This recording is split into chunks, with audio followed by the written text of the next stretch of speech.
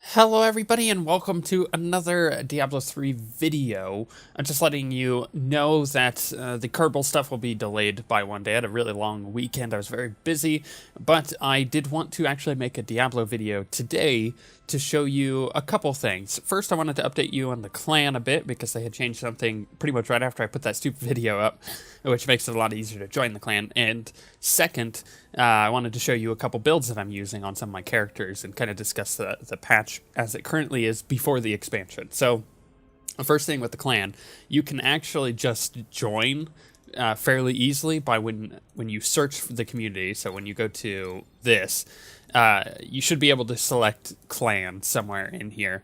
You can't do it while you're in a clan, obviously, which is why I can't see it, but you could search for the clan directly and then request an invite. So it makes it a lot easier to do it that way.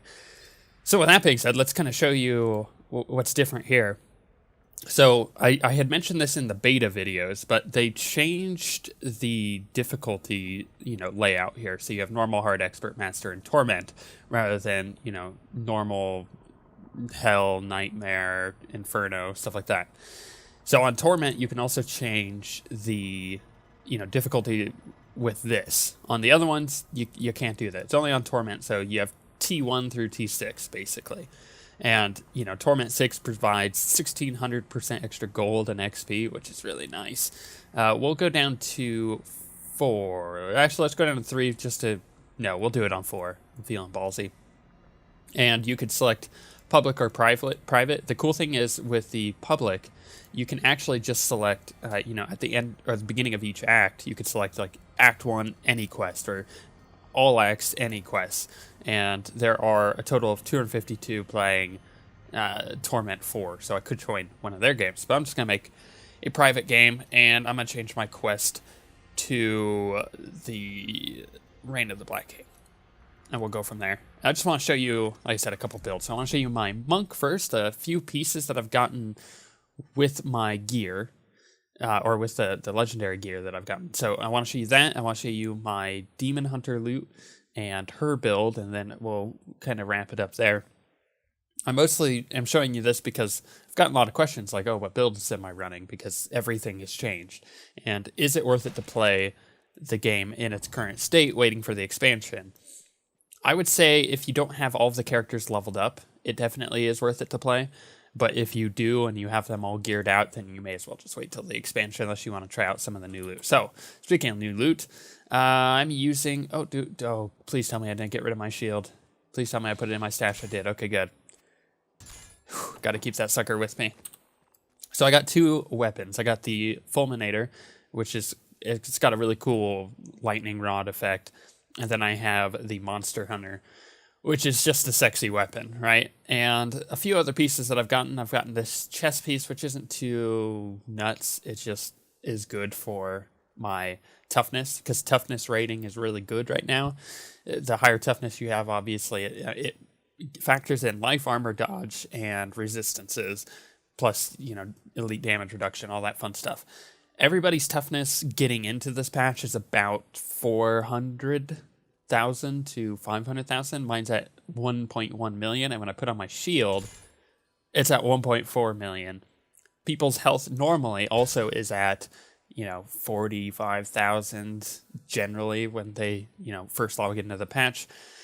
Mine is at 132,000, so I've made kind of a tank build for my monk. And when I have my shield on, it's at 158,000. My goal is to get to 200,000 before the expansion hits.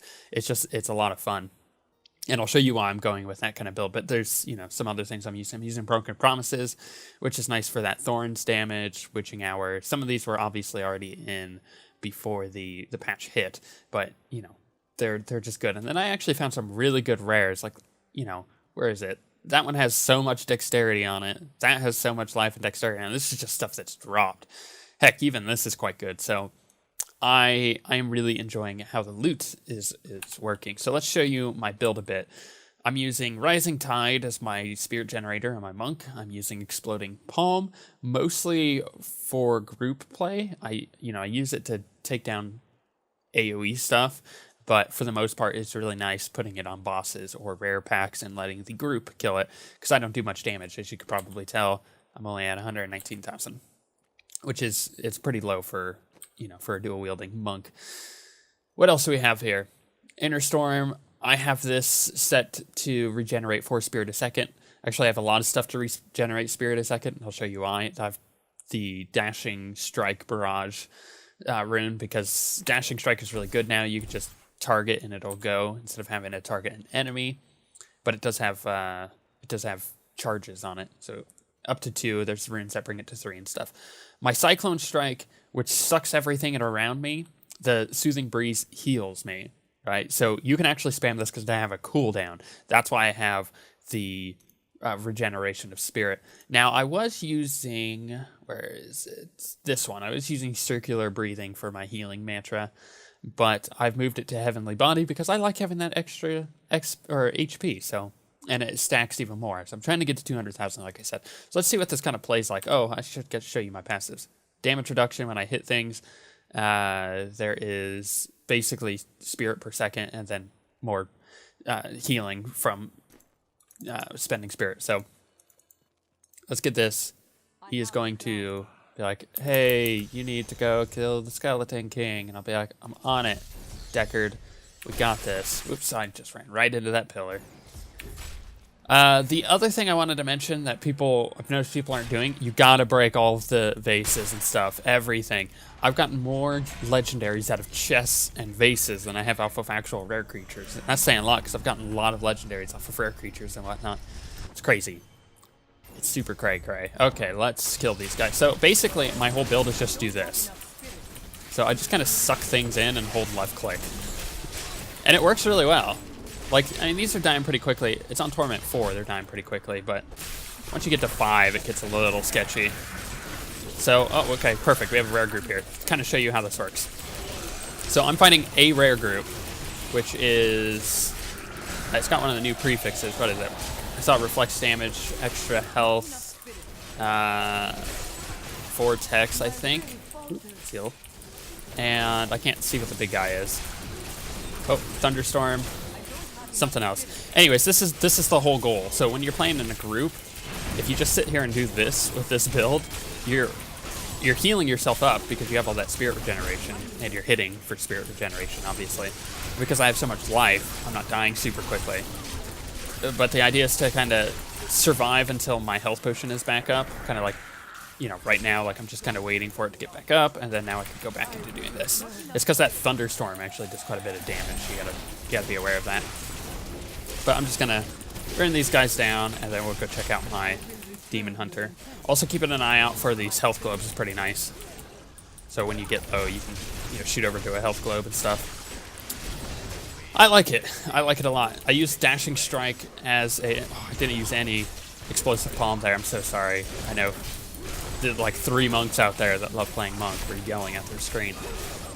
I use the Dashing Strike rune as kind of single target damage, because it can actually do quite a bit.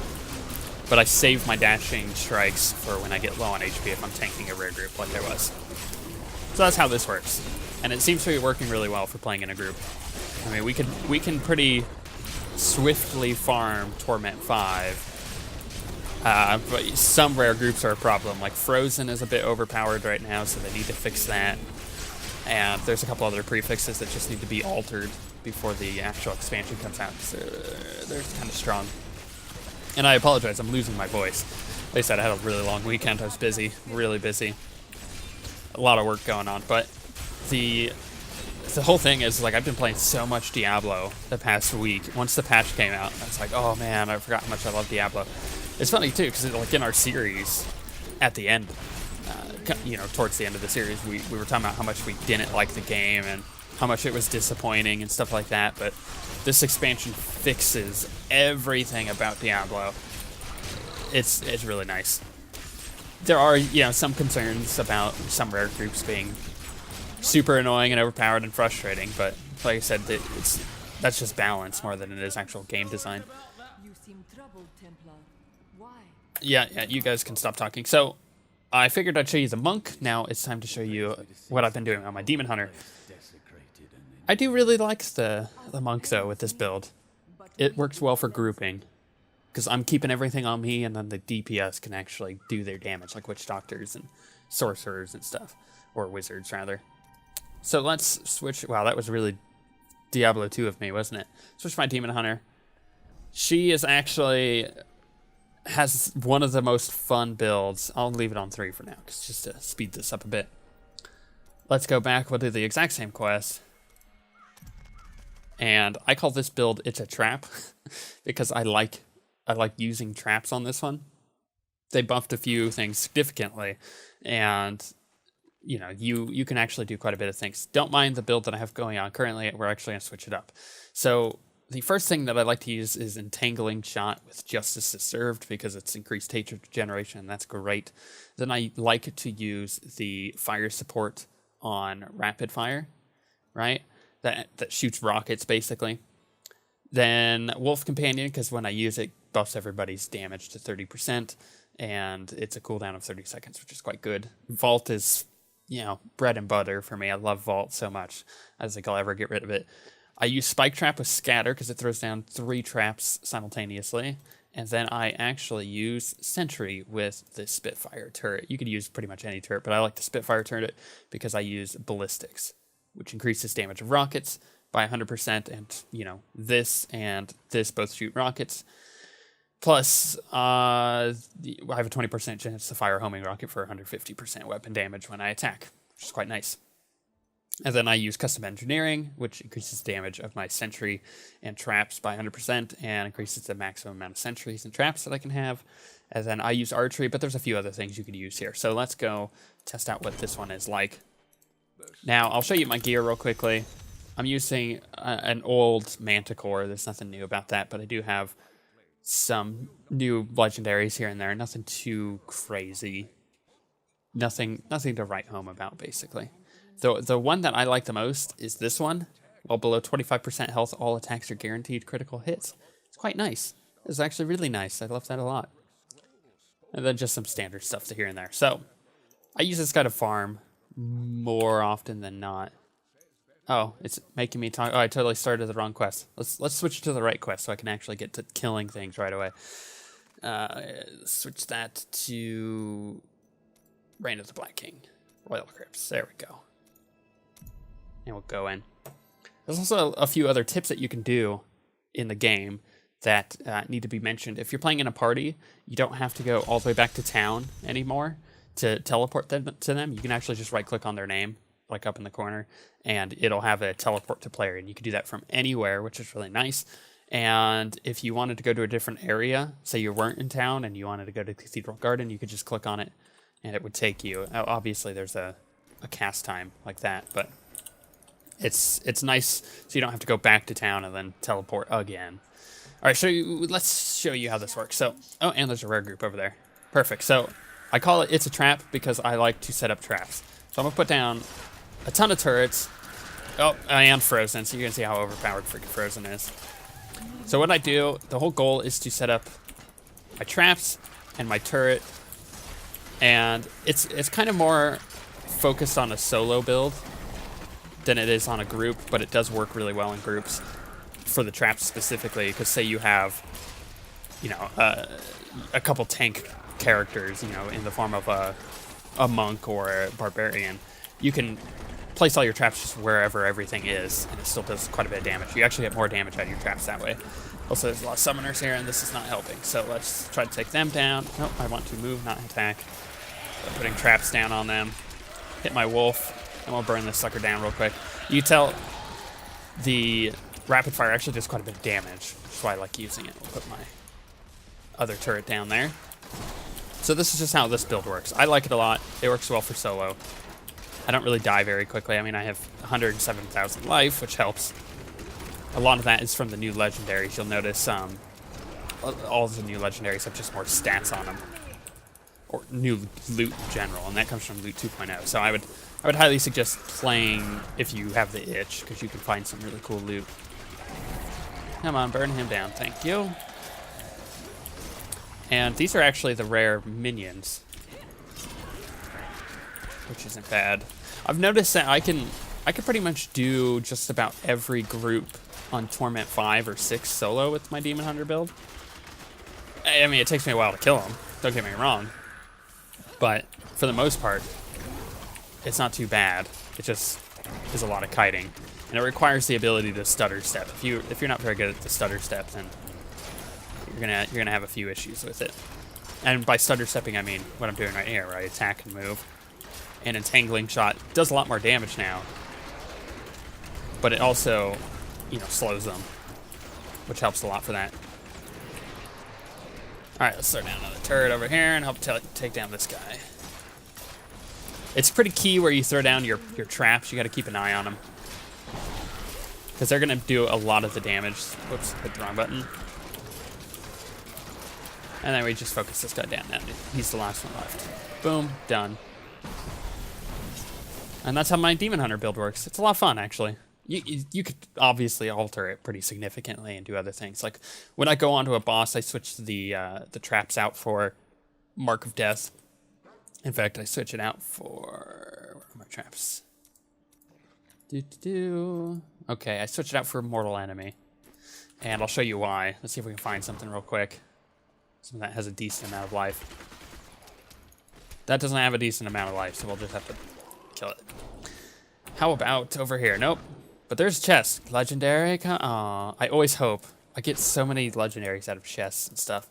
See what we've gotten in gear. See, like, these pants give me an extra 1.8% toughness and 4.8% healing. They have a lot of stats on them for defense, which is pretty cool.